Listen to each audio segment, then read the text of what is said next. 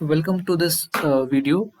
इस वीडियो में हम न्यू एजुकेशन पॉलिसी के अंदर स्कूल एजुकेशन के बारे में हम देखने वाले में क्या क्या डेवलपमेंट्स दी हुई हैं, और स्कूल एजुकेशन के अंदर भी पार्टिकुलरली हम ECCE early childhood care and education के बारे में हम समझेंगे। तो न्यू एजुकेशन पॉलिसी में सबसे बड़ा चेंज अब की बार जो हुआ है एकेडमिक स्ट्रक्चर में। सबसे पहले जो आपका एकेडमिक स्ट्रक्चर था वो 10+2 था, यानी कि 6 से लेके 6 ईयर्स की एज है बच्चा फर्स्ट क्लास में एंटर करता था, और 10 ईयर्स तक वो आपका पढ़ता था सीनियर स्कूल तक, और उसके बाद वो 11 से अलग सिस्टम हो जाता था आपका। 11 आर्ट्स साइंस एंड कॉमर्स, तो 2 साल का वो अलग से स्ट्रीम वाइज होता था 16 से 18 ईयर्स के बीच में।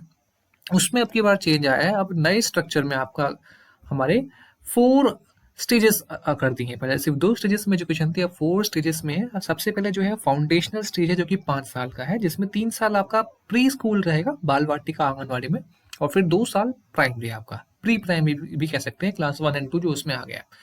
और ये 3 से लेकर आपका 5 ईयर्स या 6 ईयर्स तक रहेगा।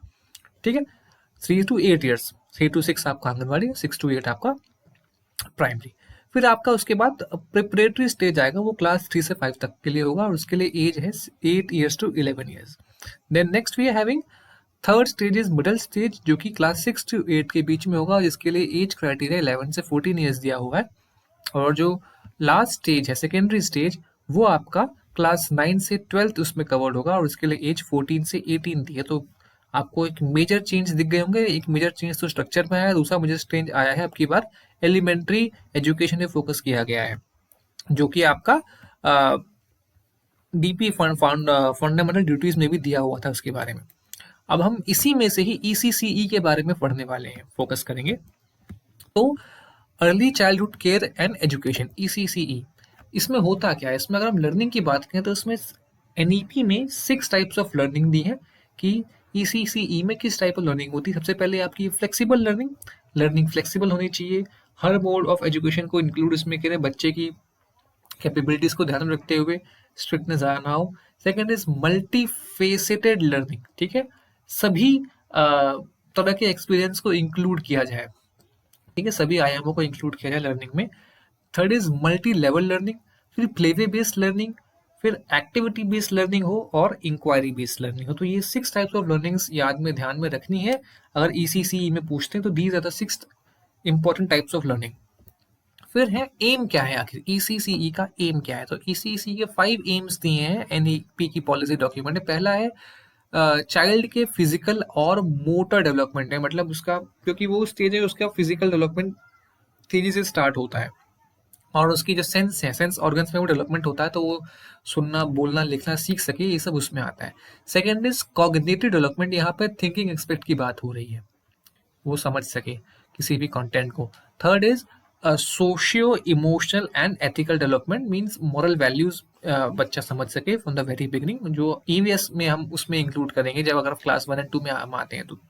Then fourth is cultural and artistic development, यहाँ पे जो आर्ट का जो पीरियड होता है उसमें उसकी बात की जा रही है। आपका जो सिंगिंग हो गया, आर्ट हो गया, ये सब कल्चरल एंड आर्टिस्टिक डेवलपमेंट में आ गया।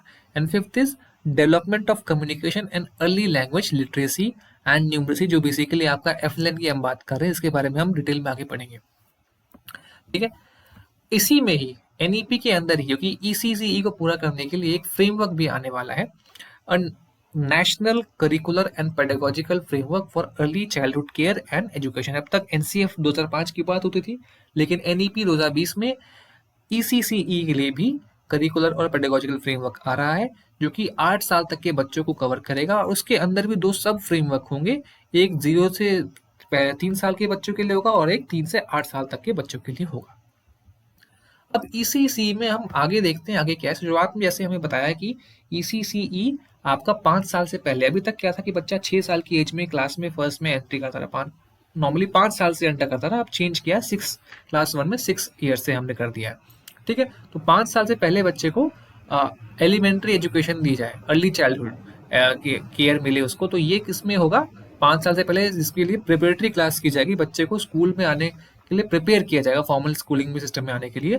और काफ़ी स्कूल्स में अगर हम देखें तो बाल वाटिका चालू भी हो चुकी है, जैसे केंद्रीय विद्यालय में अभी लेटेस्टली बाल वाटिका स्टार्ट हुई है 50 KVs में, और भी होगी।